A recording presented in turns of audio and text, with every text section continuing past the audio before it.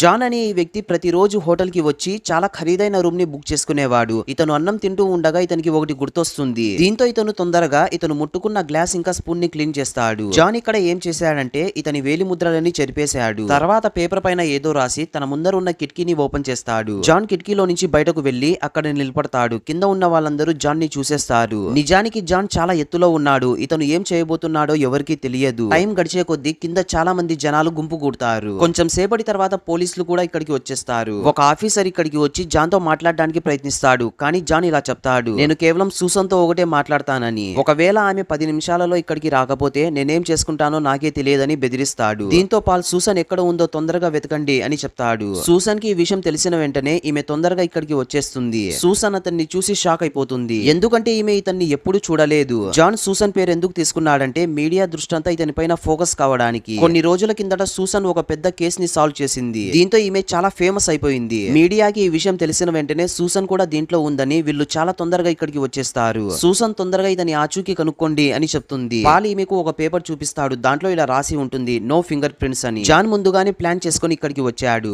Susan అతనికి నచ్చ చెప్తుంది, నీకేమైనా ప్రాబ్లం ఉంటే చెప్పు, నేను సాల్వ్ చేస్తానని. అప్పుడే ఇతనికి ఒక కాల్ వస్తుంది. బిల్డింగ్ కింద ఇతని ఇద్దరి ఫ్రెండ్స్ ఉంటారు. వాళ్ళు ఇతని ముందర ఉన్న బిల్డింగ్ లోపలికి వెళ్తారు. జాన్ వాళ్ళిద్దరితో ఏదో మాట్లాడుతూ ఉంటాడు. ఇక్కడ చూస్తే వీళ్ళిద్దరు బిల్డింగ్ పైకి వచ్చేస్తారు. వీళ్ళు ఆ బిల్డింగ్ స్లాబ్ కి హోల్ పెట్టడానికి ఒక పేలోడు పదార్థాన్ని ఫిక్స్ చేస్తారు. ఇక్కడంతా పూర్తయిన తర్వాత జానీ లాగా ప్రవర్తిస్తాడు, పైనుంచి దూకేస్తున్నట్లు. దీంతో కిందున్న వ్యక్తులందరూ చాలా గట్టిగా అరుస్తారు. ఆ సమయంలో వీళ్ళిద్దరూ ఆ స్లాబ్ ని పేల్చేస్తారు. జాన్ ప్రవర్తన చూసి సూసన్ కి ఇలా అనిపిస్తుంది, ఇతను చాలా భయపడిపోయాడని. దీంతో సూసన్ ఇతనికి ఒక సిగరెట్ ఇస్తుంది, ఇతను కూల్ కావడానికి. జాన్ సగం సిగరెట్ తాగి సూసన్ కి ఇస్తాడు. సూసన్ ఆ సిగరెట్ ని ఒక పోలీస్ ఆఫీసర్ కి ఇస్తుంది, దాని ద్వారా ఫింగర్ ప్రింట్ తీయడానికి. వీళ్ళిద్దరూ వెంటిలేషన్ లైన్ ద్వారా లోపలికి వచ్చేస్తారు. హెన్రీ ఒక స్కేట్ బోర్డ్ ని తీసి దానిపైన పడుకుంటాడు. లీసా తన పైన ఫ్లోర్ లాగా కనిపించే ఒక కార్డ్బోర్డ్ ని పెడుతుంది. సెక్యూరిటీ గార్డ్ న్యూస్ చూడడంలో చాలా బిజీగా ఉంటాడు. ఇతనికి ఇక్కడ ఎటువంటి అనుమానం రాదు. తర్వాత హెన్రీ కెమెరా యాంగిల్ నుంచి ఫోటో తీసి కెమెరా ముందర పెడతాడు. మామ వీళ్ళు ఇక్కడికి ఒక పెద్ద దొంగతనం చేయడానికి వచ్చారు.